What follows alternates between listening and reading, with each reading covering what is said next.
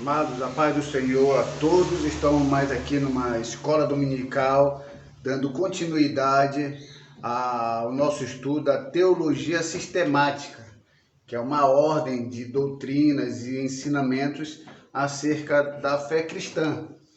Já estudamos outros temas e hoje convém a nós estudarmos sobre o tema salvação, que é uma doutrina, uma matéria que diz respeito às condições do ser humano diante de Deus e diante dos homens.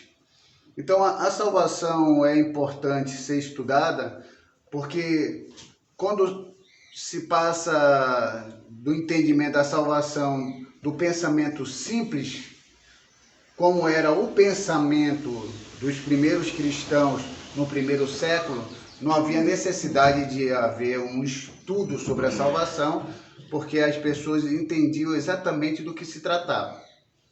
Mas com o passar do tempo, pessoas, estudiosos, intérpretes da Bíblia começaram a fazer interpretações acerca da salvação de uma maneira diferente, se tratando de opiniões divergentes, e com isso trouxe uma complexidade para o tema. E é por esse motivo que hoje em dia temos aquelas pessoas que creem que o cristão pode perder a salvação, e também temos o outro grupo de pessoas que creem que o cristão não perde a salvação.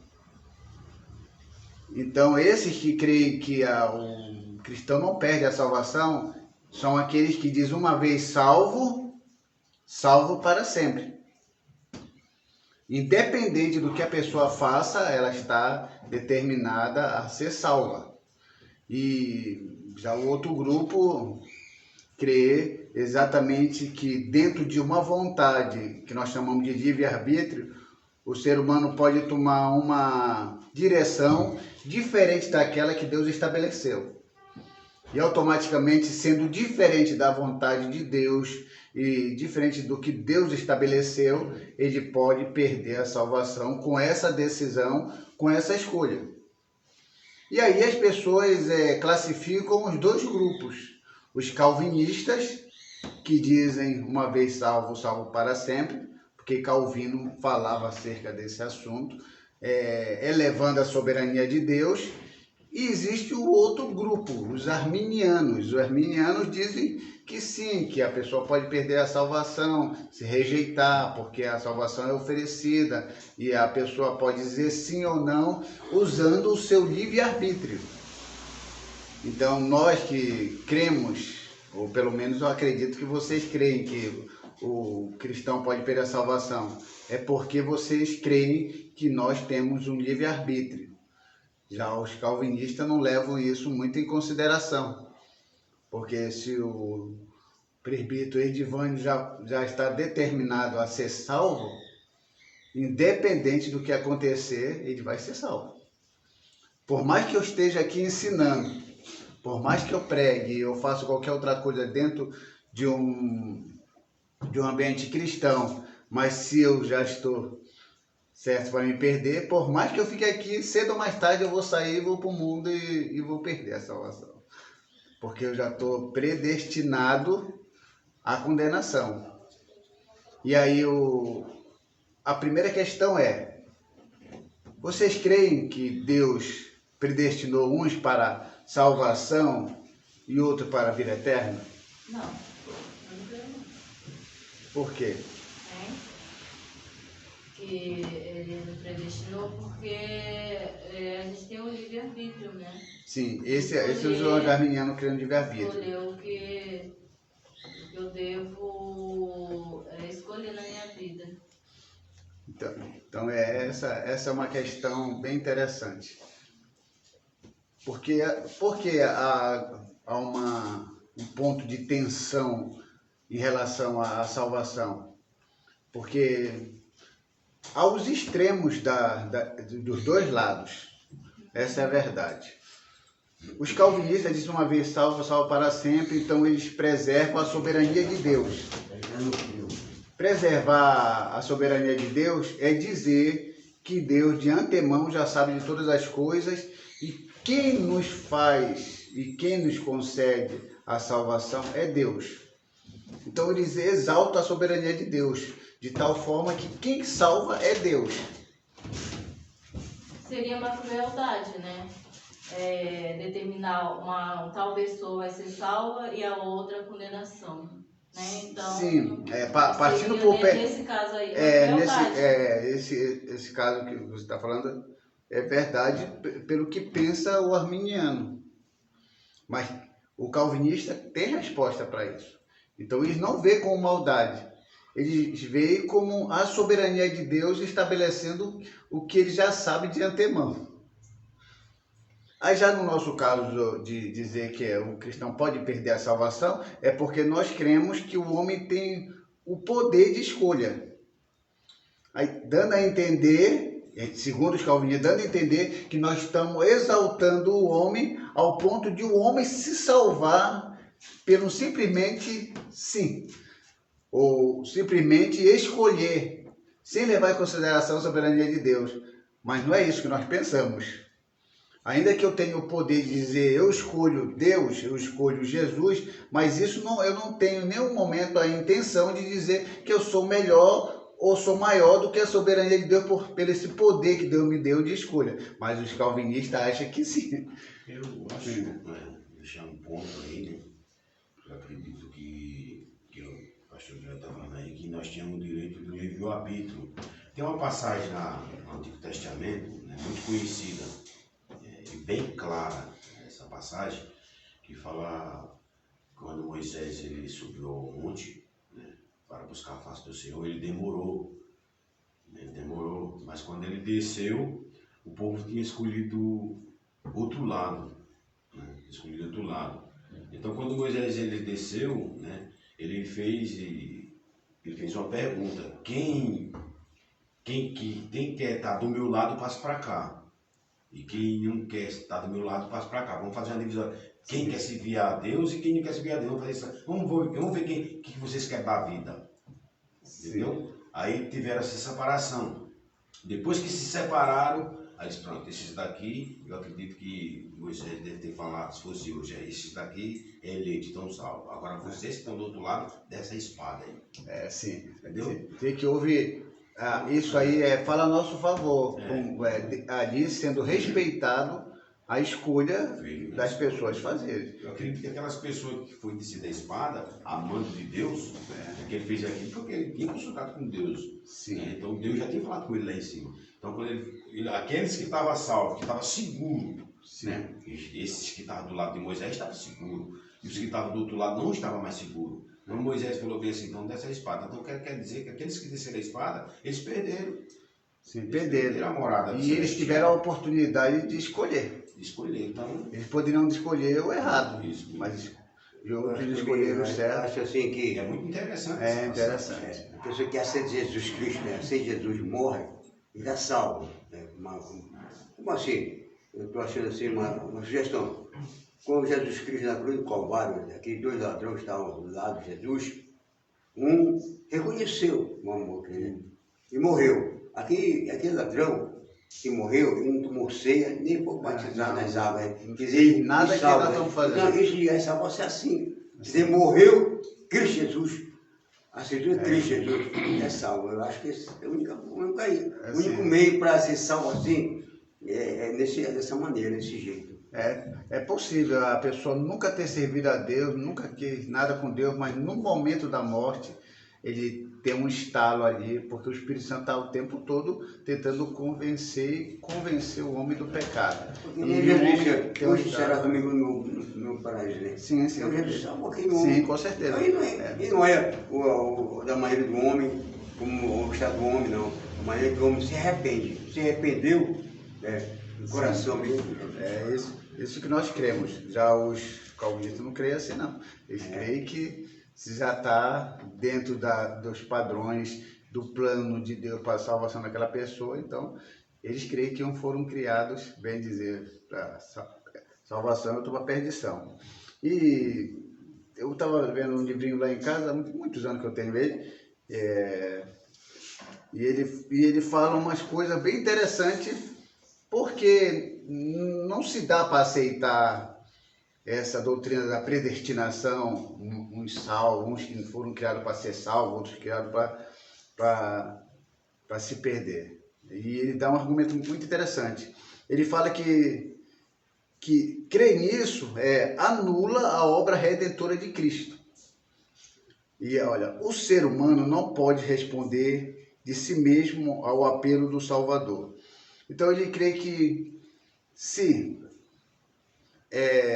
a pessoa já nasce perdida e não tem mais jeito para ela, a obra de Cristo, de que serviu aí? Digamos, se eu nasci para não ser salvo, nasci para perdição, qual é o significado do sacrifício para mim? Ele morreu por mim? Qual é o valor do sacrifício de Cristo para mim, que eu já estou condenado à perdição? Nenhum. Então, automaticamente, essa doutrina anula a obra redentora de Cristo. Porque Cristo está morrendo por alguém, ou talvez nem por mim, mas está morrendo por quem vai ser salvo. Mas se ele está morrendo já para quem está salvo, e isso já está estabelecido desde a fundação do mundo, não precisava nem morrer. Ele ficava lá no céu de boa, não passava todo esse vexame, essa humilhação aqui na terra, porque já estava todo mundo certo para ser salvo, e outros certos para se perder, porque ele veio morrer. Morre por aqueles que já estão escolhidos e aqueles outros que estão escolhidos para não ser salvos. Qual é o sentido da morte de Cristo aí? Se isso fosse verdade, qual é o sentido? Seria nada. Seria nada. Então isso é uma coisa bem estranha. Ele também traz outra situação aqui. Elimina o julgamento do ser humano. Aí depois ele dá uma explicação. Como o ser humano pode ser culpado ou absorvido de algo que lhe foi determinado e que não dependeu da sua vontade? Hebreus 2, 27, aí Mateus tal, e dá a referência aqui. Então, o que ele está dizendo aqui? Como é que você pode ser culpado de uma coisa que você não fez? Ou seja, você nasceu, você já vai ser condenado por algo que você ainda não fez. Já está decretado, digamos assim, tem um Isaac, uma criança inocente, e aceitar, assim, dentro dessa ideia calvinista, que a gente não sabe, que digamos, que repreendido em nome de Jesus, que ele já está ali, já determinado que ele vai se perder. E que ele não tem nem digamos assim, a liberdade, ele não tem nem a escolha de fazer em relação ao que ele realmente quer, para que ele possa realmente ser culpado ou não culpado pela decisão dele. Independente do que ele fizer, já está condenado. Então, elimina esse julgamento, elimina essa questão de culpado ou não culpado, porque a pessoa já nasceu naquela situação, independente de estar culpado ou não culpado, ele vai se perder ou vai se salvar de qualquer forma. Então, isso é uma coisa bem interessante. Também ele traz uma aqui, maldade de Deus. O autor pegou pesado aqui, ele fala maldade de Deus. Aí você vai entender por que ele fala que é maldade de Deus. A predestinação seria um ato de maldade de Deus, em duplo aspecto. Então ele dizia que Deus seria mau em duplo aspecto, ou seja, em duas situações Deus seria mau. O primeiro, porque sacrificou o seu filho sem necessidade, já que os que iriam ser salvos estariam predestinados. Faz sentido? Eu tive que a predestinação cai. Então, se fosse verdade que uns nasceram para ser salvos e outros nasceram para se perder, Deus seria mau, porque sacrificou o seu filho sem necessidade. Por que sem necessidade? Já que os que iriam ser salvos estariam predestinados. Se já estavam predestinados a ser salvos, para que o filho vai morrer? Então Deus foi mal. Você vai descer, você vai passar toda aquela humilhação, vão pregar você, mas antes de você pregar, você vai carregar aquela cruz e você vai andar um percurso de quase 600 metros com uma tora lá nos ombros lá de 50 quilos, porque não carregou a cruz inteira, né? E aí seria 150 quilos, nenhum ser humano consegue carregar 150 quilos num percurso de 600 metros. E você vai ser julgado, você vai ser humilhado e tudo. Conclusão disso, não vai valer de nada, porque quem já está salvo, quem está perdido. Você só vai passar esse vexame e pronto, simples assim. Então ele disse que esse é o primeiro sentido de maldade de Deus em relação a Jesus, mandar ele descer, sabendo que quem vai ser salvo, quem vai se perder. Não, o que nós cremos é o seguinte, que Jesus desceu e morreu por todos, dando a salvação a todos, porque todos pecaram e destituídos estão da glória de Deus. Se todos pecaram e destituídos estão da glória de Deus, Deus precisa morrer por todos, para todos que estão destituídos e afastados se aproximem de Deus. É a lógica do entendimento. Porque Deus olhou para a terra e viu que todos estavam afastados. Então, se todos estão afastados, é preciso mandar o seu filho para que todos que estavam afastados venham se aproximar de Deus. Não faz sentido. Todos estão perdidos, mas o Filho de Deus desce só para alguns. Se a Bíblia fala que todos pecaram, se todos pecaram, todos carecem de Deus. Não é a lógica do sentido? Mas eles dizem que não, vai por alguns. Segundo, considerar como maldade de Deus, que podendo salvar a todos, Deus não quis, preferindo destinar milhões e milhões por sua expressa vontade ao fogo do inferno. Então ele fala que essa é a segunda maldade de Deus.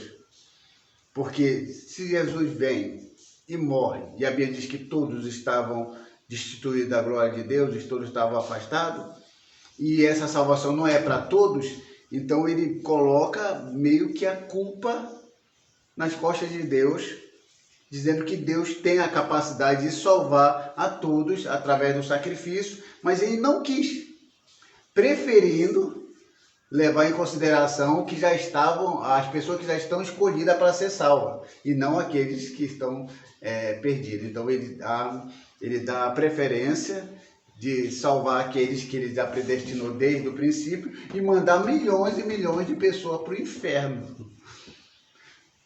É complicado isso. Eu não sei como uma pessoa que é calvinista crê nessa doutrina. E eles defendem isso, eles trazem argumento, porque eles levam tanta soberania de Deus que são a ponto de, por causa dessa doutrina, desse ensinamento, jogar um monte de gente no inferno.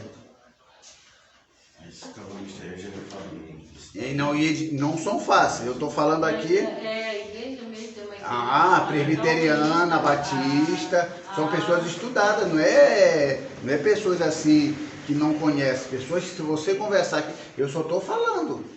Mas se eu estivesse aqui debatendo, eles estavam argumentando, e vocês que estivessem vendo um debate entre eu e o calvinista, com certeza vocês sairiam com dúvida aqui, porque eles são bons. Eu já vi, eu já vi algumas aulas assim de uns, né? É aquilo que eu comentei, né? Que eles entram muito nesses assuntos aí que eu tô falando, só que é aquilo que eu estou falando, né? Que Deus, ele deu o poder do livre-arbítrio para o ser humano escolher. Que eles não creem, tem que buscar a salvação. Nós. Sim. Nós só somos salvos se nós cremos no Senhor e andar nos seus caminhos.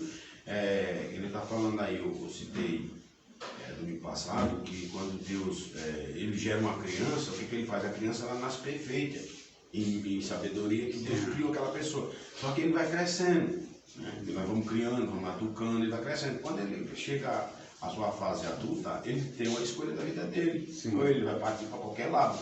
Não, eu vou fumar. Não, é uma escolha dele. Deus não agrada a Deus, não agrada. Eu vou usar droga. Não agrada a ele, não agrada. Então é impossível uma pessoa que pratica esses mal, ele achar a vida eterna. Ele pode encontrar, mas ele tem que se libertar. Entendeu? Porque, às vezes, que eles estão falando aí, tem uma passagem muito conhecida, eu sei que talvez não bata, mas ela pode dar uma clareza, que é daquele jovem lá, que fala que ele morava com o pai era rico, mas ele queria divertir a vida dele, ele queria sair da vida dele. E ele foi, o pai dele não questionou. Sim. É que nem ele representando ali, o que o Senhor Jesus estava falando ali, é que o pai, quando um filho ele determina algo na vida dele, não, você quer ir, você quer ir. Entendeu? Então a palavra de Deus fala que ele foi, gastou, curtiu, ficou com mulher e procurou o que queria da vida dele. Né? Resumindo, quando ele se achou que estava perdido, que não tinha nada a jeito, ele procurou quem? De novo. Não, vou atrás da minha salvação. Sim. Entendeu? Vou bater na porta do meu pai, porque o único que pode me aceitar do jeito que eu estou aqui é meu pai. Sim. Não foi assim? A história aqui é o filho pródigo, né? Sim, quando ele bateu na porta para ele entrar, quando o próprio pai dele, representando Cristo, falou assim: eita, meu filho agora vai se limpar, ele vai estar salvo, vou aceitar ele. Ele me quer de novo. Antes dele morrer, ele me quer. Quem estava perdido é quem estava dentro de casa. Que era o outro que não queria aceitar o próprio irmão. Entendeu? Falava assim, o teu filho, não falava meu irmão. Está entendendo? Então, às vezes, as pessoas que estão falando assim, nós que às vezes descobre o erro e busca ter misericórdia, nós alcança a misericórdia de Deus. Sim, sim. Agora, aquele que está olhando, que está se achando que ele é alto, ele pode perder a glória de Deus. Sim. Agora, como pode, né, que fica agora o pastor Jonas terminar, e como pode Deus salvar aquele que veio, que o pai tirou todos os carrapichos e botou um anel no dedo dele, né? Tirou e lapidou ele para ele entrar no dedo. E aquele que está dentro de casa, que julgou o seu irmão, aí quer dizer que os dois em conflito, que não era ele que estava em conflito, era ele que estava com o pai. Sim. E como podem os dois entrar no céu dessa forma? É difícil. É difícil. Então, dentro do pensamento calvinista, eles acreditam que ainda que aquele filho tenha saído e voltou, é porque já estava nos pensamentos de Deus, ele se salvar, e aquele que estava dentro, fazendo, não saiu da casa do pai, estava predestinado a se perder, mas também não faz sentido. Não faz sentido. Faz sentido. É por isso que eu digo, tudo baseia em cima de uma escolha do homem. O homem tem que escolher. E isso não quer dizer que por ele ter esse poder de escolha, que ele vai ser maior ou melhor do que Deus, e que a soberania de Deus não vai ter nenhum valor. Eu não sei porque eles insistem em dizer que quando a gente tem um poder de escolha, a gente se salva sem a soberania de Deus. Eles se esquecem que todas as vezes que a gente reconhece os nossos erros, a gente está tendo a ajuda de Deus, que o Espírito Santo está aqui para nos convencer do pecado, mas isso não quer dizer necessariamente que uma vez que eu estou no mundo e volto para a casa de Deus, isso já estava determinado dentro dos planos de Deus que eu tinha que voltar, porque eu sou um dos predestinados à salvação. O que acontece é o seguinte, é porque eles confundem muito a presciência de Deus como algo que já está fixado. Deus sabe de todas as coisas, sim, mas ele não vai fixar as coisas em relação ao homem. Ou seja, ele sabe o que é possível acontecer, as orientações vêm, os conselhos vêm, a palavra está aqui para dizer àquele homem que aquele caminho que ele está caminhando, ele vai cair no buraco. Mas não está fixado que o homem vai cair naquele buraco. Agora, se ele rejeitar, se ele não levar em consideração as orientações e o que a palavra tem a dizer e as ordens e não respeitar, automaticamente ele vai sofrer as consequências lá na frente. É como uma pessoa que fuma. Uma pessoa que fuma, a gente chega a ter uma ideia de que se ele continuar fumando, logo ele pode adquirir um câncer. Também, talvez, não adquira um câncer. É verdade. Então, eu tenho quase certeza que ele vai adquirir um câncer, mas isso aí não faz com que eu trate daquela situação como algo fixo. Mas é assim, não, então você vai pegar um câncer de qualquer forma, não. Isso é provável que aconteça se você continuar fumando. Mas se a pessoa deixar de fumar e parar de fumar e abandonar aquele vício, automaticamente ela vai não mais adquirir o que estava previsto ela adquirir com esse ato. Então é muito melhor ser entendido como um homem caminhando e sendo orientado, e dentro do seu sim ou não, ele consiga o seu objetivo, do que já colocar um homem andando, já predestinado, sem levar em consideração o que ele vai fazer. Porque não faz sentido, a pessoa fuma, bebe, rouba, mas dentro do plano de Deus está para ele ser salvo, sem que ele tenha nenhuma escolha. Só que os calvinistas também são interessantes. Olha o que eles dizem. Se Deus me predestinou a me perder, que eu não vou receber a salvação. Olha o que eles dizem. Tudo que eu fizer de errado, a culpa é minha. Mas como é que a culpa é minha? Se Deus já predestinou que eu seja um ladrão, que eu seja um traficante, que eu seja um bêbado, uma mulher seja uma prostituta, porque ela não vai se salvar de nenhuma forma, porque já está predestinada à condenação, a culpa não é de Deus, é dela. Se Deus quer, não que Deus quer que ela seja assim, mas se Deus já predestinou ela para se perder desde quando ela nasceu, antes dela nascer, qual é a culpa dessa pessoa? Nenhuma. Porque se Deus já determinou que eu seja um traficante, onde é que está a culpa? Eu estou pedindo permissão, mas eu falar um pouquinho. É assim, eu entendo. Os calvinistas, ele quer muito pregar aí, ensinar aí, que é aquilo que você uma vez nasceu, uma vez salvo para sempre. Salvo para sempre, independente. Não existe isso. Porque tem uma passagem também muito conhecida também, que é de Jacó com seu irmão, né? E os dois, a mulher, ela estava grávida e uma nasceu e saiu lutando ali para nascer primeiro. Tinha um primeiro e um segundo, só que Jacó nasceu primeiro, Esaú nasceu primeiro, né? Sim. Jacó. É uma luta, mas olha para chegar nisso daí. O que acontece? Naquela luta que um vende o direito do outro e tal, aí ele acabou vendendo para ter lentilha e muito bem. Só que Jacó teve que pagar um preço. Entendeu? Jacó pagou um preço. Ele era um homem de Deus, só que ele passou muita luta. Ele lutou para ele conseguir alinhar a vida dele de novo, para ele chegar a ter, assim, falando assim, para ele ter a certeza que Deus tinha perdoado ele mesmo. Ele estava lutando, porque Jacó era mentiroso. Era tudo isso que Jacó era. Jacó era mentiroso, era em tanto que, resumindo, que quando Jacó ele voltou para se encontrar com seu irmão, né, que eu já não conheço muito essa história, que era muito conhecida essa história, que ele voltou para se encontrar com seu irmão, ele foi de noite, ele foi orar. Ele queria de qualquer jeito pedir perdão ao irmão dele, né, porque ele queria se libertar daquele para ter certeza, que nem esses que estão ouvindo aí. O que aconteceu? Quando Jacó estava orando ali na madrugada, que tem a passagem da Bíblia que diz que Jacó lutou com um anjo, tem até um hino que fala, né? Jacó lutou com um anjo, e prevaleceu. É a Bíblia que está dizendo isso daí. Sim. Mas nós que temos o estudo da Bíblia, que nem o Jonah, o estudo da Bíblia, quando Jacó estava ali, que ele estava indo em encontro do seu irmão. Eu creio que quando ele viu aquele homem ali, ele jamais imaginava que aquele ali era um anjo. Por isso que ele lutou com aquele homem. Porque se ele soubesse que era um anjo, ele não ia lutar. Quem pode lutar com um anjo? Ninguém consegue lutar com um anjo, não. Se o pastor Jonas sabe que ali tem um anjo. O anjo sempre ser personalizado. Nossa, eu vou lutar com esse homem. Ele pensava que era o irmão dele que ia matar ele. Então, entendeu? Então, o que significa? E nessa passagem aí, ele lutou. Depois dessa luta aí, resumindo, foi que quando ele abriu os seus olhos, que ele percebeu que era um anjo, né? Aí o anjo ali perguntou para ele, aquilo ali que você quer, que mudou o nome dele e tal. Sim. Aí sim, Deus mudou a vida dele, passou o nome dele de Jacó, que ele perguntou para o pai dele lá, que eu estou resumindo para não ficar na aula, entendeu? E passou o nome dele para Israel, que significa potencializou, né, a vida dele. Falou assim, agora a partir de hoje você é um homem de Deus, agora você vai ser chamado Israel. Sim. Porque ele estava buscando, ele estava lutando, porque se ele não estivesse buscando, ele não ia conseguir a salvação não, ele fica até o resto da vida. E essa questão que a gente falando aí, que está a palavra perseverar, que é exatamente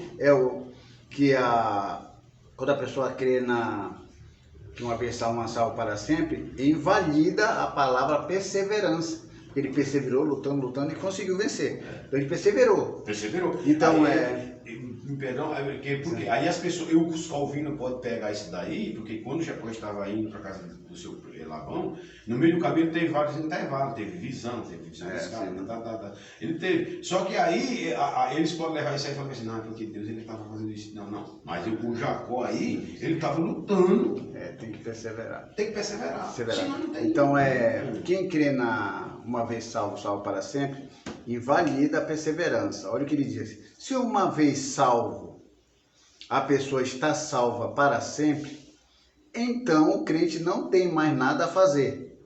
A perseverança cristã é apenas figura de retórica.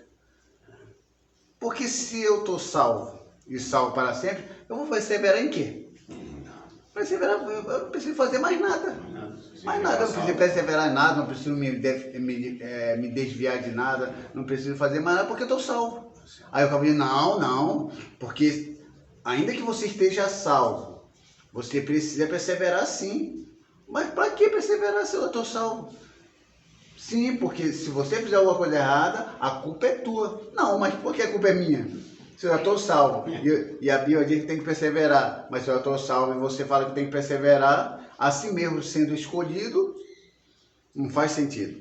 Então essa doutrina é dizer que uma vez salvo, salvo para sempre, então ninguém persevera mais, ninguém luta por nada, porque não faz sentido. Então é só uma questão de retórica. Está escrito na Bíblia lá só de enfeite, lá em Mateus 24, 12, 13, Colossenses 1, 23, 1 Timóteo capítulo 6, versículo 20 e 21, Romanos capítulo 9, versículo 6, 1 João capítulo 2, versículo 6 e 9, Hebreus 10, capítulo 10, versículo 35 e 39, Apocalipse capítulo 3, 1 ao 3, que fala sobre perseverança. Esses versículos estão falando sobre perseverança, é só para ficar de enfeite. Só para ficar de enfeite, porque eu já estou salvo, para que eu vou perseverar? Aquele que perseverar até o fim será salvo. Aquele que perseverar até o fim será salvo. Então, mas eles creem que eu já estou salvo, então para que perseverar? Então não faz sentido, né? Aqui também, outra coisa também que bota muito, a gente questiona, não considera o amor de Deus. Toda pessoa que tem essa ideia de que uns foram salvos para perdição, outros foram salvos para condenação, eles não consideram o amor de Deus. E isso aí vocês sabem, tem um versículo na Bíblia que fala do amor de Deus, que fala lá em João 3,16. Deus amou o mundo de tal maneira que deu o seu Filho unigênito para que todos, não é alguns, todos os que nele crê,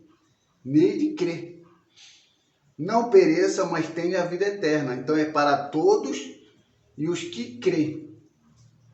Então aí pega todos no sentido dos escolhidos? Não, todos é todos.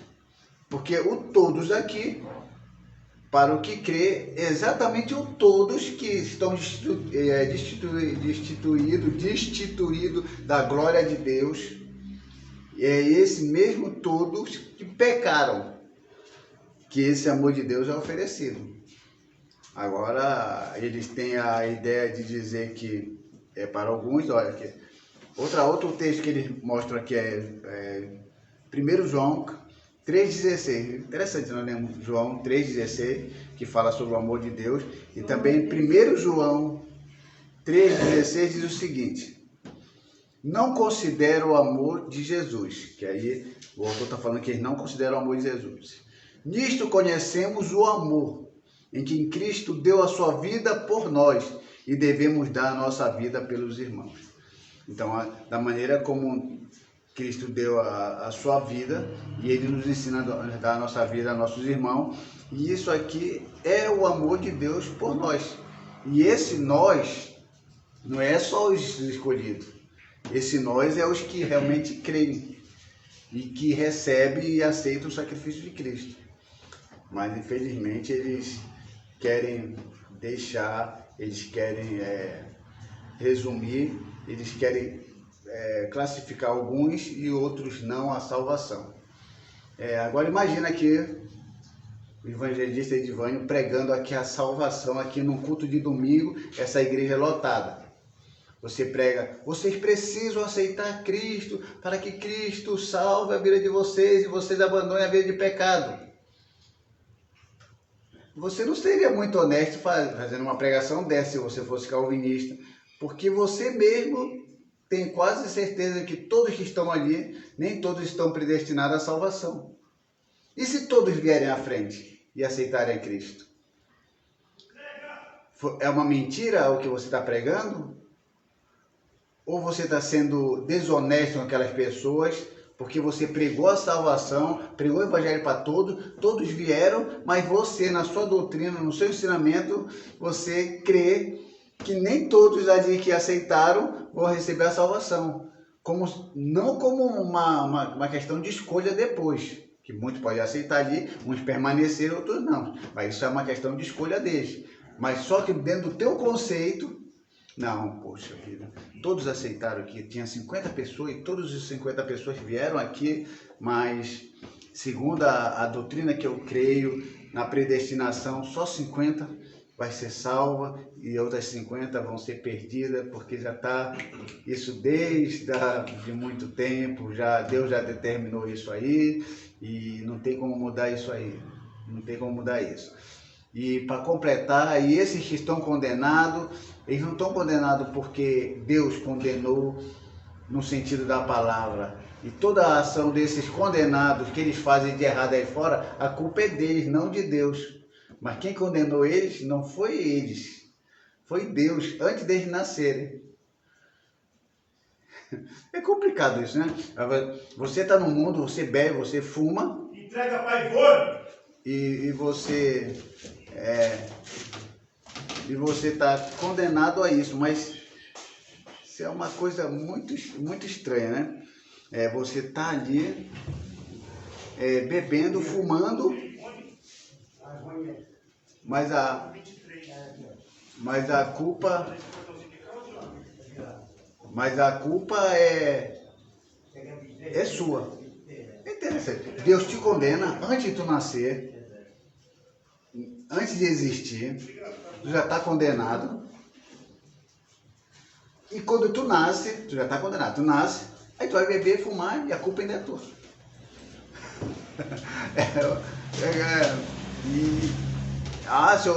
Claro que algum calvinista está vendo aqui, esse cara não sabe o que está falando, ele acha que a escolha dele, o livre-arbítrio dele está acima da soberania de Deus.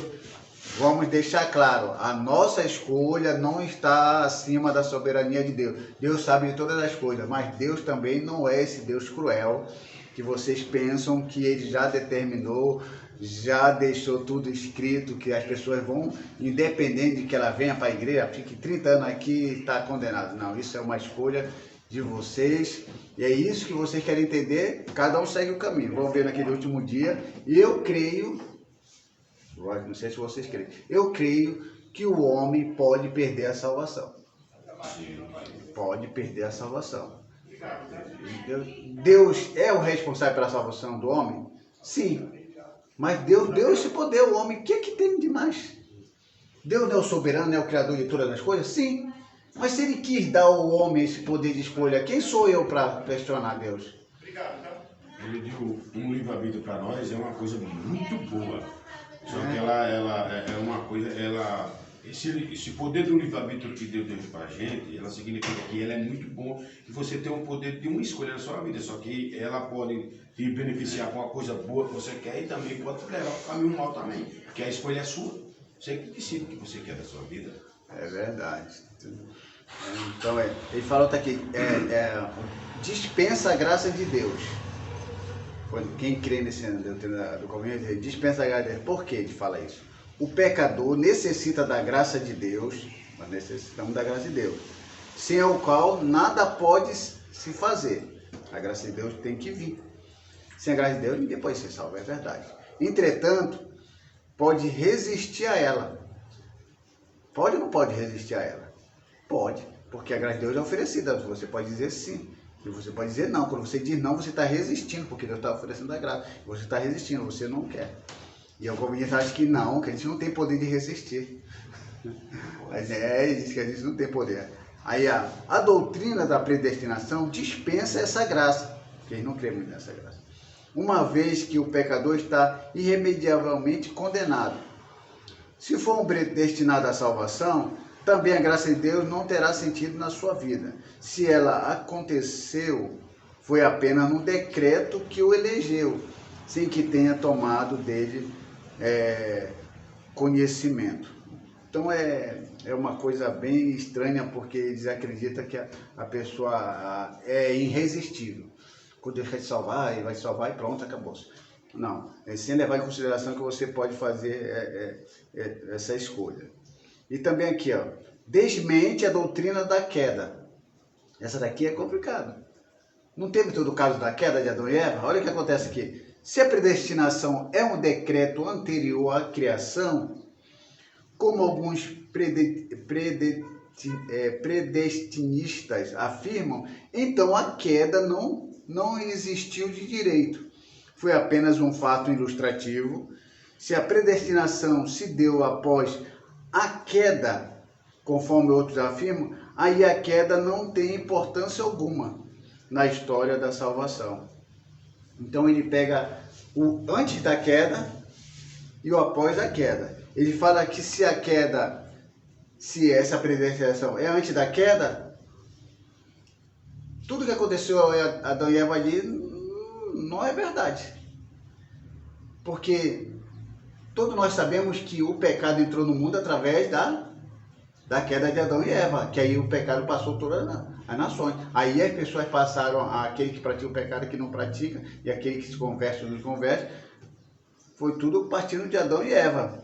Então, se essa predestinação já estava antes de Adão e Eva, e para que todo aquele cenário, Eva comendo o fruto, dando para o seu marido e trazendo as coisas para o mundo, se já estava tudo? Não faz sentido, né? Não faz sentido. Não foi nada muito aí se foi, aí se eles dissessem, não, só aconteceu depois que eles pecaram. Aí se for depois é pior ainda. Olha. Se a predestinação se deu após a queda, ou seja, depois da queda, conforme outros afirmam, aí a queda não tem importância alguma na história da salvação. Não tem nenhuma importância. Se Eva caiu, se ela pecou, se Adão pecou, não faz mais sentido. Por quê? Porque se isso for verdade, que o Alvin está falando, o pecado de Adão e Eva não é o pecado de Adão e Eva que nos condena, é o que Deus já predestinou muito antes de Adão e Eva. Então tudo aquilo que aconteceu com Adão e Eva foi só um momentinho ali histórico, ilusório, mas que realmente o pecado ou a condenação existia muito antes de Adão e Eva. Então tudo aquilo que Deus falou, que o homem comeria o pó, comeria do sol do seu rosto e voltaria ao pó, e todas aquelas sentenças para Eva, tudo ilusório. Porque o que ia acontecer com nós já estava predestinado a acontecer antes. E toda essa historinha aqui de Adão e Eva é ilusória. Então é bem interessante. Se o decreto a criação, como alguns presidentes afirmam, então a queda não existiu de direito. Não aconteceu aqui, foi apenas um fato ilustrativo. E se a predestinação se deu após a queda, conforme outros afirmam, aí a queda não tem importância alguma na história da salvação. Quando Deus chegou para Eva e falou que dela nasceria alguém que esmagaria a cabeça da serpente, que essa é a primeira profecia referente a Cristo, que viria e pisaria na cabeça da serpente, perde todo sentido. Essa passagem aí, não dá para me falar um pouco muito, porque é uma extensa. Mas aí, por que aconteceu isso daí? Para mostrar o caráter de Deus, porque Deus lá no céu, que aconteceu, que adversário fez tudo isso, que ele tinha o poder do livre-arbítrio lá no céu, fazer o que ele quiser, ele tinha, que Deus deu essa oportunidade para ele. Sim. Assim como ele, por causa de uma mentira que comprova na própria Gênesis, de uma mentira que ele infectou todos os anjos, né, para se rebeliar contra o trono de Deus, aí Deus viu que expulsou ele para baixo. Resumindo, vai entrar aí Deus foi e fez Adão, né, do pó da terra, do barro. Então ele falou, depois que ele fez Adão, ele fez a Eva. Aí o que aconteceu? Ele determinou uma palavra para ele, falou bem assim, agora tudo aqui que você está aqui, você vai viver do bom e do melhor, faça o que você quiser, de tudo na sua vida, só não toca naquilo que eu estou montando na tua vida. É uma questão de honra, é uma questão de escolha, entendeu? Então, de caráter, ser um homem de caráter. Assim como ele também, o anjo lá no céu, ele era de caráter, ele se rebeliou. Aí o que acontece? Deus fez isso aí para os calvinos ver que Deus é um Deus de caráter, entendeu? Então, o que aconteceu? Quando Deus colocou aquilo ali, a mulher, induzida pelo inimigo, que quem pecou não foi a mulher, foi o homem que fez isso. Não foi a mulher que pecou, a mulher, o inimigo induziu ela. E a promessa. A mulher é enganada e o homem não. Né? A ordem não foi para ela, a ordem veio direto para ela. Resumindo, ela levou para o seu esposo e falou bem assim: então é mentira de Deus. Olha o que ele fez, é mentira de Deus. Deus não está dizendo que você vai morrer, porque você vai ser igual a ele. Né? E aí, para completar nos calvinos, nessa frase que ele falou, do que vai vir um varão. Aí o que acontece? Aí, quando ele comeu, Adão comeu, aquela glória que estava nele, aquela certeza, entendeu? Aí o que aconteceu? Deus, mais uma vez, o homem pecou. O que podia fazer Deus, para resumir? O que podia fazer Deus? Deus podia também derrubar Adão. Sim. Você vai colocar com o pó de novo. Dominar ele. Fazer outra coisa. Exatamente. Mas como Deus é um Deus de caráter, para entrar nessa passagem dos calvinos aí, como Deus é de caráter, ele falou bem assim, ó, tá bom, tu fez essa mulher pecar. Só que do fruto dessa mulher vai nascer um homem, um varão, de carne e osso. Ele não vai ser Deus, como um Deus. Ele vai se despedir do céu e vai vir para a terra para ficar como um homem. E vai provar para você, para Satanás. Isso aqui é uma ilustração que eu estou fazendo. Ele vai provar para você que ele tem, né, o poder de resgatar tudo aquilo que você está lutando por terra. Tudo, né? Não é só alguns, né? Isso, tudo aquilo. Agora, aquele que crê, ele vai voltar. Sim. Agora, aquele que não crê vai ficar com você. Sim. Entendeu? Ele vai ficar com você, porque é antes dos calvinos. Então, Deus, ele fez isso aí com questão de caráter. Isso aí é caráter de Deus. É por esse motivo que não existe não uma... falar muito, porque não existe uma pré-seleção antes de... É questão de caráter. caráter. Tanto que ele expulsou Adão do paraíso e Eva para trabalhar, e aí veio Caim, os irmãos, a outra já veio ali, né? Então Deus ele fez de tudo para buscar aqueles que estavam sendo gerados, né? Que eu estou falando, que nem o Jonathan está falando, né? Porque ele está falando, ele está sendo gerado. Depois que ele cresceu, ele tinha uma escolha da vida dele. Eu vou passar por esse caminho, vou passar por esse caminho. Aí ele tinha uma escolha, entendeu? Então, como Deus é um Deus de caráter, ele foi levantando Abraão, Moisés, e só vinha nem Caim, né? Nunca chegava no ponto. Aí o segundo coração, Davi, e sempre derrubado, fez o adversário. Até chegar em Jesus. Aí Jesus ele falou assim: agora eu vou mostrar para você, vou pisar na sua garganta. E pisou. Só que aquele que só volta para o reino do céu, se tiver o caráter de Cristo, senão não volta. É verdade, não volta. Então e outra coisa que leva em consideração aqui, que é o que Deus mais anula em nós, é fazer acepção de pessoas. Exatamente. Deus não faz acepção de pessoas. Mas dentro do pensamento calvinista faz. Porque você está escolhendo uns para a vida eterna e outros para a condenação antes de nascerem, então ele está fazendo acepção de pessoa. Como diz aqui, Deus não faz acepção de pessoas. Ok. Se Deus é justo, amoroso e imparcial, por que faria acepção de pessoas antes mesmo de terem nascidas, sem lhe dar oportunidade alguma? É sério, né? Pegou bem sério, né? Se Deus não faz acepção de pessoa, e ele é amoroso, é imparcial, mas só que ele não está dando oportunidade dessas pessoas. Antes delas nascerem, elas não estão tendo nem a oportunidade de escolher, nem a oportunidade de viver e ver o que é melhor para a vida delas, mas, pelos calvinistas, não, elas vão receber realmente o que está prevista. E aqui, para finalizar essa parte aqui desse grande autor aqui, eu vou até ler o nome dele aqui porque J. Cabral, o nome do livro é J. Cabral, Nova Era e Velhas Mentiras. Esse livro é antigão que eu comprei. Eu achei interessante ele fazendo esse argumento contra a predestinação. E o ser humano não é autônomo, né? Quer dizer que não é uma máquina, ele não é um ser que não pensa, mas pensa dentro do carro, parece que ele é. Pode falar, olha o que ele diz. É inegável que o ser humano é dotado de intelecto, vontade e razão. Não conheço ninguém que negue isto. Se Deus o criou assim, por que então não lhe permite usar o intelecto para conhecê-lo, a razão para compreendê-lo e a vontade para escolhê-lo? Boa pergunta. Se Deus te criou o homem com essas três coisas, intelecto, Deus não criou o homem com intelecto? Não criou o homem com vontade? Não criou o homem com razão? Se Deus criou o homem com toda essa qualidade, por que ele não dá a capacidade, ele não dá a oportunidade de o homem usar essas três coisas?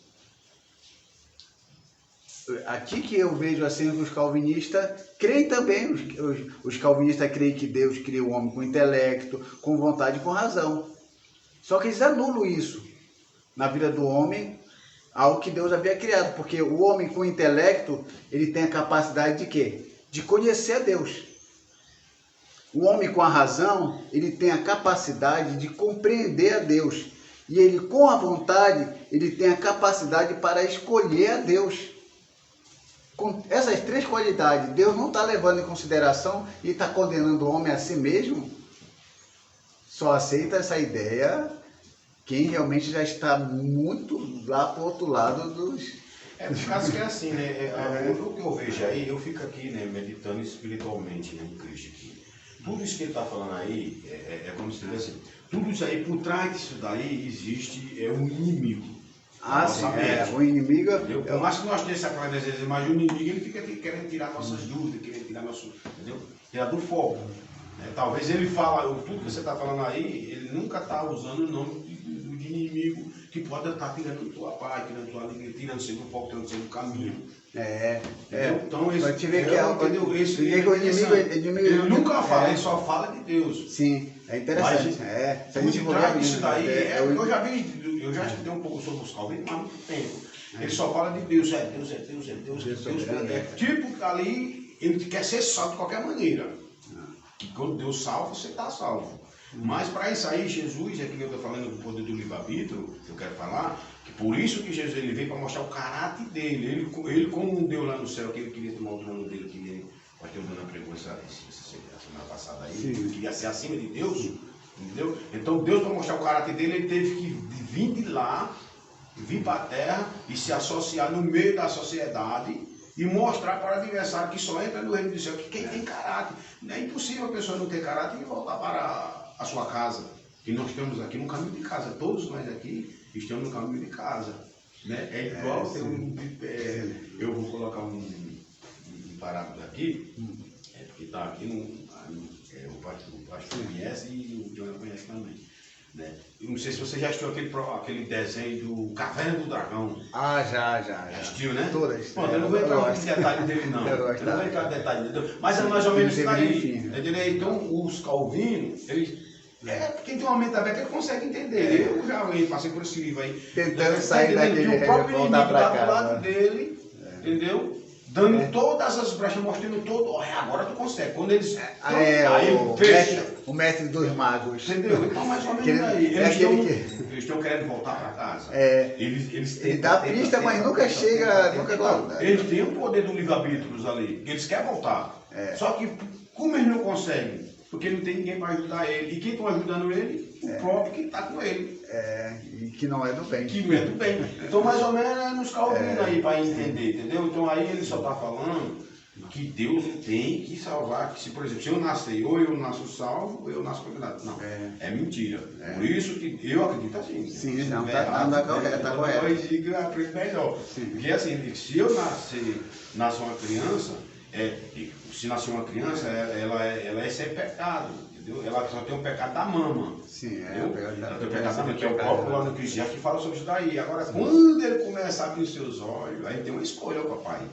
Eu quero ser pedreiro, eu quero ser engenheiro, eu quero ser, entendeu, do outro lado. E nada impede, depois mesmo. Por que tem muito pai, eu sei que estou puxando a palavra, mas por que tem muito pai que está dentro da igreja, mas está preocupado com o seu filho que está na droga lá fora? Estou orando aqui com meu filho, em qualquer momento ele pode ser baleado. Imagina se ele tivesse. Mas ele está preocupado orando pelo filho que está na droga. Mas se ele tivesse aquela ideia, não, ele já está predestinado à condenação. Eu não vou orar mais. Tá resolvido, já terminou assim. Ah, meu filho está na bebida, minha filha está na prostituição. Ele está prostituindo nada. Se ela está condenada, então ela vai ficar bebendo e vai morrer perdida. Agora, se ela está predestinada a salva, eu não vou orar também, porque cedo ou mais tarde ela vai voltar, antes de morrer. Independente, né? De orar ou não. Então não preciso orar por ninguém, não preciso pregar para ninguém. Para que pregar o evangelho? Não precisa Jesus vir, não precisa para ninguém pregar mais nada. Deixa a humanidade seguir a sua vida, porque uns já estão salvos, outros já estão. Se a gente precisa saber, não precisa fazer mais nada. No que o pastor Jonas está falando aí, esse é um assunto interessante, porque é assim, quando o adversário, né, Deus colocou ele aqui na terra, é porque puxa muita aula aí, né? Sim. Por isso eu não quero entrar muito nesse detalhe, porque quando ele subiu ao céu, que disse que ele voltou e foi lá querer acusar, ele foi acusar ali, que falando de outra maneira, ele foi acusar ali, dizer que era Jó, que ele era, entendeu? Que ele só era daquele jeito. Isso, que ele estava acusando era Deus ali, entendeu? Ele foi acusar foi Deus, ele foi acusar Jó ali. O acusador ali foi Deus. Mas aí, você está... Dá tudo para ele. Não tem como. Entendeu? Por quê? Você me expulsou para a terra, entendeu? A terra é minha. Porque eu já venci, até lá no paraíso eu venci, que eu consegui me meter na mente da Eva lá e derrubei o Adão. Agora eu estou fazendo de tudo, você põe um homem lá para ele atrapalhar meu caminho. Então ele foi lá em cima, acusar foi Deus lá. Entendeu? Aí o que Deus fala? Então tá bom, vai lá e chucaia lá para ver se você é bom mesmo. Entendeu? Então tá o poder do livre-arbítrio aí. Então o Jó é o poder do livre-arbítrio. O Jó de qualquer ele passou. Poderia ter escolhido. Podia ter escolhido, é o homem que era o mais rico e depois começa a ficar pobre, né? Chega a mulher ainda para dizer amaldiçoa teu Deus. Se ele tivesse vencido ali, embora lá no original falar abençoa teu Deus e morre. Ele queria qualquer jeito. Só que a gente entende pelo contexto que é amaldiçoa. De qualquer jeito ele queria dominar essa terra. De qualquer maneira o adversário queria dominar essa terra, como ele está dominando muita gente. Então esse negócio de poder que tem aí que eles falam e falam, não, abençoa não. Então é interessante porque tem alguns calvinistas, os mais estudados, conseguem levar essa doutrina e pregar isso aí, ensinar isso aí com inteligência, porque são intelectuais para isso. Mas os mais meigos, assim, as pessoas com menos instruções, que entraram para esse caminho de entender a predestinação, eles ficam depressivos. Por que ficam depressivos? Porque eles vão para as reuniões, eles ouvem as pregações, eles ouvem o ensinamento, mas eles ficam depressivos porque eles não sabem, eles não têm certeza se eles fazem parte dos eleitos salvos. Porque ele está ali, está ouvindo a palavra, está tudo, mas ele não tem certeza se ele está salvo ou não. Porque ele pode dizer, eu estou salvo e não está. Ou pode dizer, não está e está. Então tem aqueles dois pensamentos. Então tem pessoas que ficam meio deprimidas. Será que eu estou salvo? Será que eu estou salvo? Porque não dá para saber. A não ser através da sua vida, no dia a dia, que você vai vendo a diferença da sua vida para o mundo. Mas até aqueles que estão perdidos também têm uma vida exemplar, mas que no final vai se perder. Então, sim, porque Deus ele mandou ir para cá, para a terra, não sabendo mandou. que ele foi expulso, ele veio. Sendo que a terra era uma bênção e Deus criou a terra. Por qual motivo? Ele viria para algum lugar.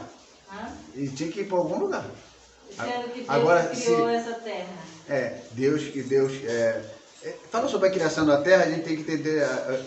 É teoria, não é comprovado. No princípio Deus criou o céu e a terra. É o primeiro versículo. No segundo versículo diz que a terra ficou sem forma e vazia. Só que lá, acho que não sei se é Isaías ou Ezequiel, diz que a terra ela foi criada não para ficar vazia, mas habitada. Então Deus, segundo essa teoria, Deus criou a terra perfeita. Deus criou o céu e a terra perfeita, céu perfeito.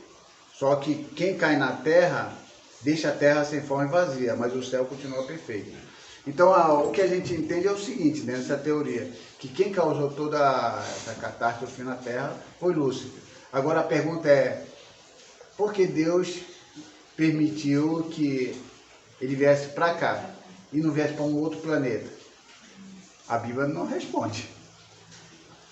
Na verdade, ela fez uma pergunta interessante aí, e a tirar assim, dela assim, eu quero dizer que é aquilo que eu falei, Deus ele tinha lá no céu, aí essa guerra já começou lá no céu, essa contenda, né? Que diz que lá no céu teve guerra que é do inimigo.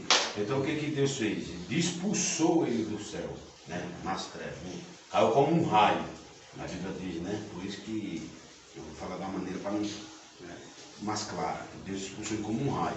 Na terra, ele caiu aqui, sempre espetou. Tem pendurado por todo canto aí.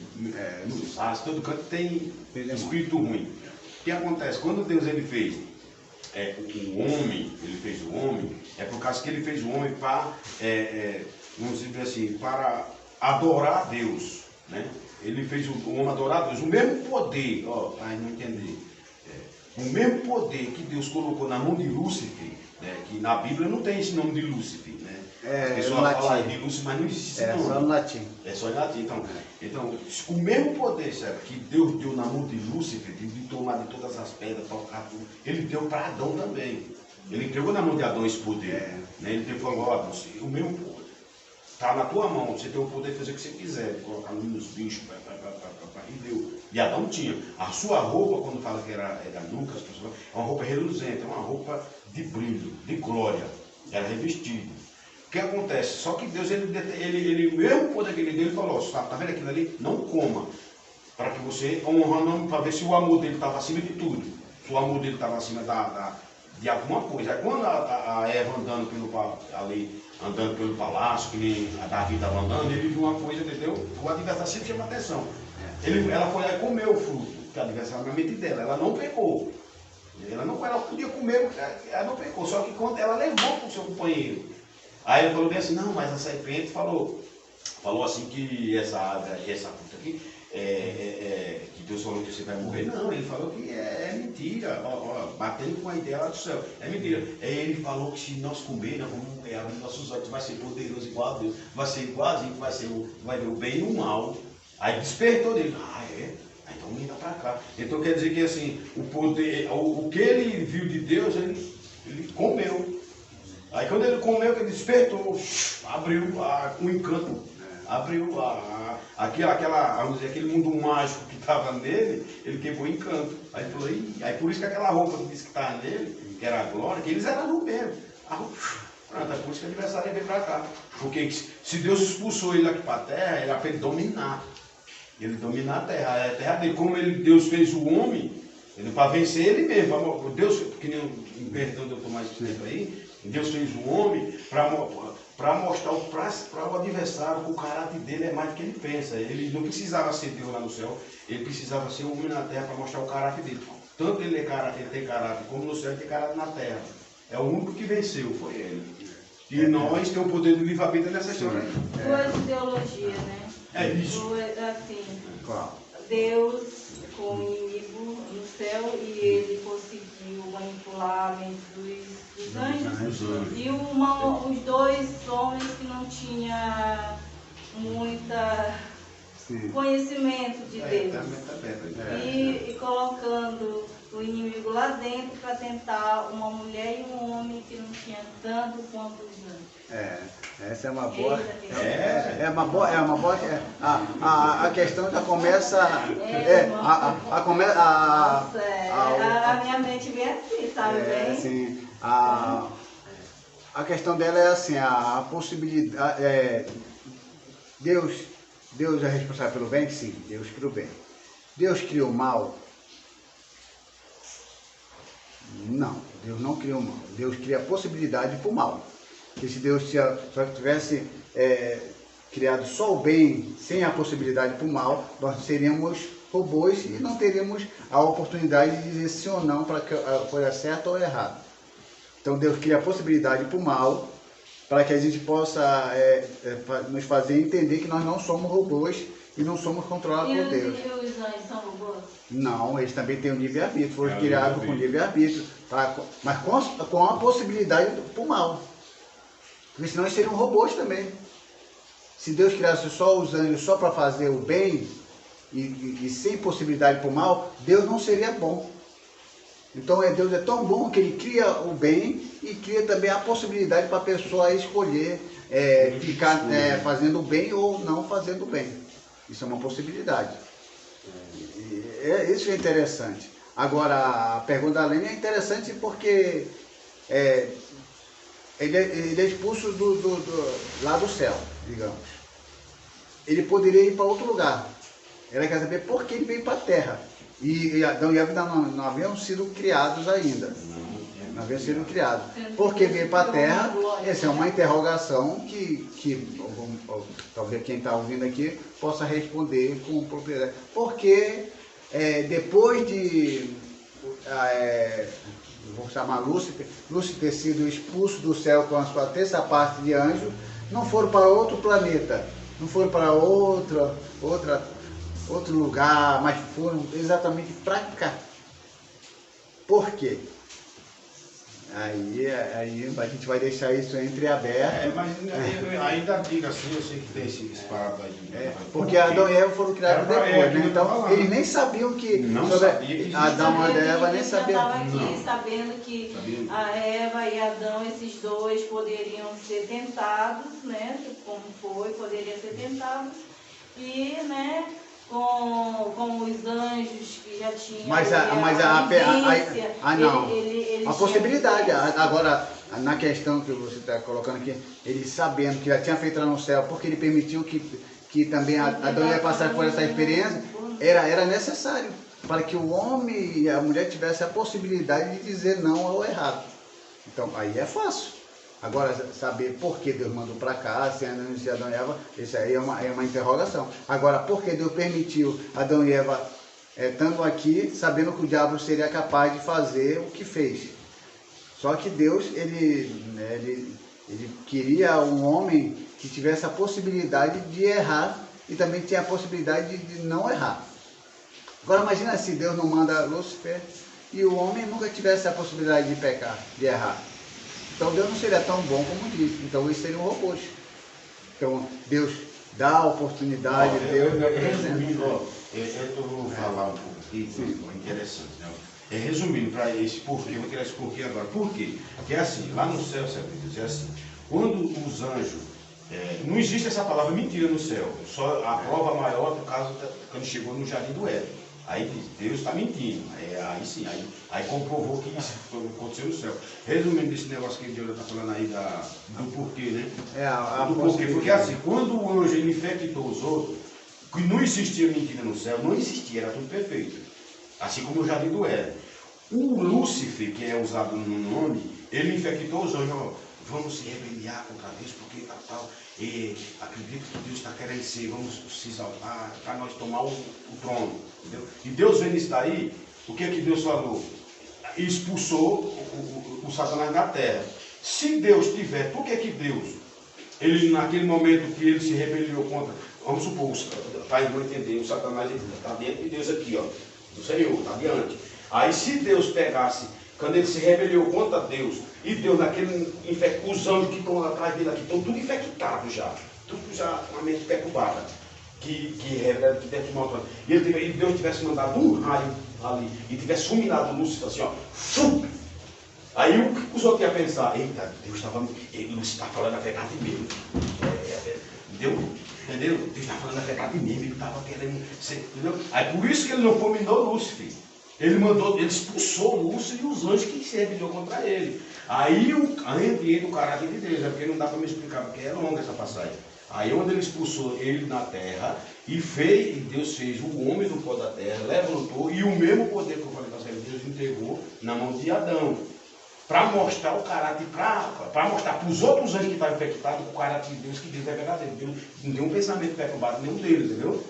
Porque se ele faz isso lá no céu, o Deus vive e eterno, ele parece que fulminado Lúcifer na frente dos outros anjos, ele ia falar assim, Lúcifer estava falando a verdade. Dois, né? Exatamente. Aí quem estava falando a verdade era Lúcifer ou só era Deus? Não, aqui, Era quando Lúcifer. Deus mandou os dois, vamos colocar na balança o inimigo e o que Deus criou. Isso. E sabendo que esse inimigo aqui ia tentar esse aqui o poderio dele aqui, concernente à mentalidade do homem, não seria justo esse inimigo aqui combater, entendeu? Combater o inimigo. Como é? O inimigo ele é inteligente. Né? Então, sabendo que ele era tão inteligente, tão sagaz, como colocar um ser na mão, praticamente colocar na mão de alguém que era muito astuto. Aí é por isso que... Aí como, né? Então, você acha que o homem era inferior no tempo da inocência, inferior ao diabo? Ele era inferior? Eu acredito que sim. Você acredita que sim, né? Para te ver, o homem, Adão e Eva não foram inferior ao diabo. Primeiro porque Deus criou a imagem e semelhança dele no homem, dando toda a capacidade e o poder ao homem. Então esse poder dado ao homem não faz o homem inferior ao diabo ao ponto de que o diabo no seu argumento pudesse conduzir o homem ao pecado. Colocou os dois ali, confrontar, é como Não, ele não se confrontar. Não é para confrontar. Ele se confrontar, é assim, irmão. É que nem eu tô falando. Ele se confrontar. Não, confrontar sim, colocar alguém igual era uma possibilidade para o homem passar por uma experiência. Criança, sabendo, olhando tudo. Mas não era uma criança, ele não era uma criança. O homem não era uma criança. Não, estou fazendo uma comparação. Mas não dá para fazer essa comparação, porque Adão e Eva não eram uma criança. Ele colocou o nome em todos os animais. E botou até o nome na Eva. Não, estou dizendo assim, eu adulta, você. Eu adulta aqui, tendo todo o conhecimento, sabendo tudo o que poderia acontecer e só colocar outra ali, ver o que ia acontecer. Não, mas no caso de Adão e Eva é bem diferente. A gente não dá para comparar com nada do nosso dia em relação a uma pessoa que é muito mais sofisticada com uma pessoa menos sofisticada. Adão e Eva, Adão pelo menos era muito sofisticado, ele tinha imagem e semelhança de Deus, ele vivia no período da inocência e a diferença dele para Deus era pouco. O caráter de Deus é porque não dá para explicar, puxa muito. O caráter de Deus aí é aquilo que eu falei, né? Porque não dá para explicar. Ele pela honra de Deus, que ele é um homem verdadeiro, Deus verdadeiro, ele podia fulminar Lúcifer naquele momento, porque ele infectou os anjos. Então, os anjos, no fim dos tempos, os anjos maus, que é Satanás, eles vão ser destruídos. Eles vão ser destruídos. Mas para ser destruído, que ele não destruiu lá no reino do céu, quando ele estava lá, para dizer onde Deus ele fez tudo isso em sabedoria, para ele ser destruído, que ele precisa ser destruído. Porque tudo que é ruim tem que ser queimado, entendeu? Ele tem que ser queimado, tem que virar cinza. Então o Satanás, no fim dos tempos, vai ser destruído. Por isso que Deus ele fez Adão e deu o poder de Lúcifer, naquela época, toda a autoridade que o pastor está falando ali, na mão dele. Então ele não confrontou, ele não fez confronto, só que o adversário, que é um espírito sujo, ele estava ali, andando ali no jardim, tal. O que ele fez? Ele enganou Eva. Aí onde ele disse que foi com mentira, ele enganou Eva, para a gente não entender, e a Eva comeu o fruto, e ele falou, a serpente aconteceu, Deus está mentindo, e falou para o teu esposo, que tu não vai morrer. O Satanás falou, você não vai morrer, mas tu vai conhecer o bem e o mal. Aí ela falou, é verdade, Aí ela levou para o seu esposo, aí falou assim, a serpente falou para mim que tu não vai morrer não, homem. Tu vai conhecer o bem e o mal, tu já tem o poder. Imagina tu conhecendo o bem e o mal. Tá vendo que foi uma mentira? Aí quem estava mentindo? Deus falou que se ele comesse ele não ia morrer? Deus não falou a verdade? E ele falou, Deus não está mentindo, o anjo ruim? Aí ele comeu, quando ele mordeu a maçã, o que acontece? A luz reluzente dele, apagou. Aí onde Deus fez o que com o homem? Morreu. O homem não morreu mesmo? O homem morreu. O homem morreu. Aí o que acontece? Só que nós, para entrar nesse do livro-arbítrio aí, Aonde Deus ele falou para ele, ó, do fruto dessa mulher, que tu fizeste ela, levar o fruto para Adão, vai nascer um varão que vai pisar na tua cabeça, tu vai ferir o calcanhar. O que é o ferir o calcanhar? A serpente ia morder na perna do Senhor, porque se uma cobra dá mordida no calcanhar, o cara morre. Então a serpente, que essa Satanás, morreu no calcanhar de Jesus, e Jesus morreu mesmo. Jesus morreu, só que ele ressuscitou, e a serpente. Mas ele vai pisar na tua cabeça, o que pisar na cabeça ele vai ser destruído. Então tudo isso daí que está acontecendo no mundo, nessas guerras, daí é para a destruição de Satanás. Ele vai ser eliminado. Aí eu entendo que o pastor Deus está falando ali, dando aula para nós, é o poder do livre-arbítrio. Quem estiver do lado dele, por falar em Moisés, passa para cá. E quem não tiver, passa para cá. Então, aí Deus falou para Moisés, desce a espada em tudo aí. Pegou a espada e era furada para lá. Então, por quê? Escolheram. E quem está do lado dele aí, Satanás vai estar morto. Aí entra o caráter de Deus. Deus está mostrando o caráter para todo mundo aqui na terra, que ele é um homem de caráter. Que é um homem de caráter, que ele não destruiu Satanás lá para infectar os outros, dizer, se levantar contra ele e falar assim, eita, Deus estava mentindo mesmo, bem que Lúcifer falou, que se ele só matou Lúcifer, porque Lúcifer estava falando a verdade. Aí ficar todo mundo preocupado no céu, aí tá, esse Deus aí ele é complicado, entendeu? Então é isso que a mente das pessoas está isso aí, para dar uma clareza aqui mais professor daí, tempo, para não tomar muito tempo, mas não isso aí. Então não, mas a aula é isso mesmo, a gente vai abrindo nossas mentes e as interrogações vão surgir. Tem muitas perguntas aí que requer estudo e análise. É um de respeito, assim, responder uma pergunta com respostas simples. E realmente, qualquer professor, às vezes, que não tem muito preparo, o aluno faz uma pergunta complexa e ele dá uma resposta simples. E isso é de respeito ao aluno. E isso que a Lene fala acerca é porque ela vai além do que está escrito. E isso que está além do que está escrito, às vezes não dá para se provar pelo que está escrito, tem que ir pelo raciocínio da lógica. A pessoa tem que raciocinar. É por esse motivo que quando a gente fala daquela questão assim, como é que pode num lugar todo perfeito surgir um orgulho no coração de Lúcifer? Claro que esse orgulho criado no coração de Lúcifer não foi Deus que criou como orgulho em si, mas uma possibilidade para esse orgulho. Porque se Deus tivesse feito só o bem e criado Adão e Eva só o bem, sem nenhuma oportunidade, sem nenhuma chance de mostrar aquilo que eles tinham, a única maneira para o homem provar que ele é fiel a Deus não é só vivendo num mundo de perfeição. Ele tem que ter a possibilidade de ser oferecido a ele a condições de dizer não à possibilidade do erro, à possibilidade do errar. Então, se você não tem possibilidade de errar e não é oferecido nem a possibilidade de você errar e você vive num mundo perfeito, então esse Deus não criou você com livre-arbítrio. Então você não tem poder de escolha, porque você está num lugar perfeito e lá não existe nada errado. Você vai escolher o quê? Não existe escolha, porque tudo é perfeito. Se tudo é perfeito, tudo é completo, então não há necessidade de escolha. Para que haja um lugar onde você tenha a liberdade de escolha, tem que ter a possibilidade do erro, a possibilidade de errar e o pecar. Se você não tiver essa opção, o livre-arbítrio não existe. Então, Deus, quando cria Adão e Eva, ele tem essa possibilidade. O pecado começa ali. E a salvação começa ali também. Porque quando o homem peca, logo em seguida o consumador da salvação, que é Jesus, vai entrar em ação. Então, Adão e Eva, eles pecam, estão num lugar extremamente perfeito? Sim.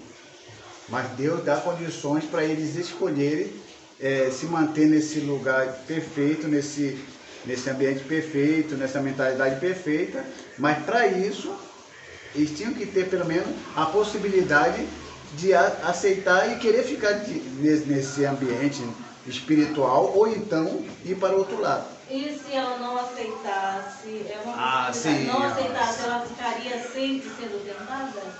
Sempre. A possibilidade para errar seria sempre. Sempre seria.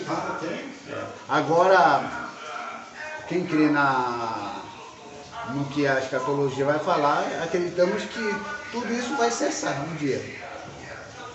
Tudo isso vai cessar. Entre os anjos e os homens, quem são mais felizes? Quem são mais felizes? Todos nós. Só que a felicidade tem que entender. De que felicidade você está falando? Porque a felicidade do latim quer dizer felicitas. Ela é sempre baseada em situações positivas, em momentos positivos. Para a pessoa dizer que é feliz. Aí tem que ver quando a gente fala assim, os anjos são felizes porque eles estão baseados em situações positivas, na vivência deles, como eles vivem, para eles não serem infelizes, porque a palavra oposta de felicidade é infeliz. Se eu sou feliz, eu tenho a possibilidade de ser infeliz. Mas para mim ser infeliz, eu tenho que não ter as condições do que me fazem feliz. Ou seja, se eu tenho boa casa, bom carro, eu estou feliz. E tenho um bom emprego, eu sou feliz. Eu não tenho uma boa casa, nem um bom emprego e não tenho dinheiro. Aí eu digo, eu estou infeliz, para te ver que são as circunstâncias e as situações momentâneas que me fazem feliz ou infeliz. Dá para levar isso para o céu? A gente precisa de carro, casa, tudo. Qual é a felicidade dele? A presença de Cristo. A presença de Deus, a presença de Cristo é o suficiente para que essa tua palavra, se eu quiser encaixar a palavra felicidade, aí sim se encaixa. Se é para basear em situações positivas que fazem daquela pessoa feliz ou infeliz, eu posso dizer que os anjos eram felizes por causa da presença de Deus, não por causa do céu onde eles estavam. Isso deveria vir do céu para a terra. Adão e Eva tinham a presença de Deus, é o que fazia eles felizes. Ora, é porque eles comiam todos os frutos, é porque estavam na terra, não.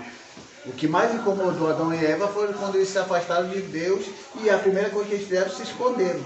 Por que se esconderam? O que eles fizeram para levar eles a se esconderem, se eles falavam tranquilamente com Deus? Então, essa possibilidade para o errar é necessária. Porque só assim você vai saber se realmente você serve a Deus pelas coisas que são oferecidas. Aí você pode dizer sim ou você pode dizer não. É por esse motivo que eu também não consegui entender como é que Adão e Eva estavam tão de boa lá. Como é que Deus coloca o diabo lá para tentar ele? Não precisava destruir logo o diabo lá, mas como tem essa questão dos anjos ficarem com aquela interrogação se realmente Lúcifer estava com a verdade ou não, tem que deixar ele vir para provar que aquilo que Deus está falando é verdade, que ele é o anjo mau. Aí tem essa segunda questão, porque deixou descer para dar essa possibilidade. Porque se o Lúcifer não descesse na terra para tentar Adão e Eva, qual era a possibilidade que eles iam entender sobre o não errar? E o não errar ou o errar? É tendo essa possibilidade. É por isso que Deus não cria o mal. Ele cria a possibilidade para o mal. Porque mal é a ausência do bem. Não tem a escuridão é a ausência da luz. Então tudo isso é muito complexo, porque a gente precisa entender a maneira como Deus quer que as suas criaturas sigam. Com livre-arbítrio, com poder de escolha. Deus não quer criar ninguém robozinho. Porque se a gente tivesse possibilidade para o mal, se Deus não desse essa opção, a gente seria robô.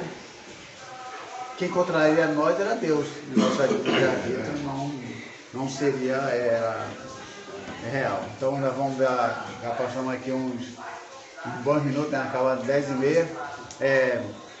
Vamos fazer a segunda aula de ler, né? Nós falamos só da predestinação, acabou a aula.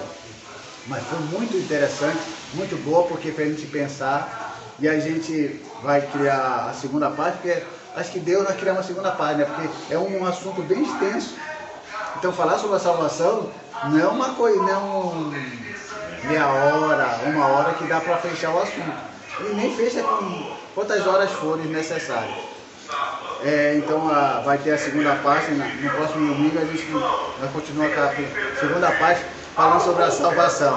Que a gente vai falar sobre a regeneração, justificação e sobre a regeneração, justificação e santificação, que são as três partes principais. Vamos falar sobre a salvação. E já falamos hoje, depois que a gente não vai nem falar sobre a predestinação.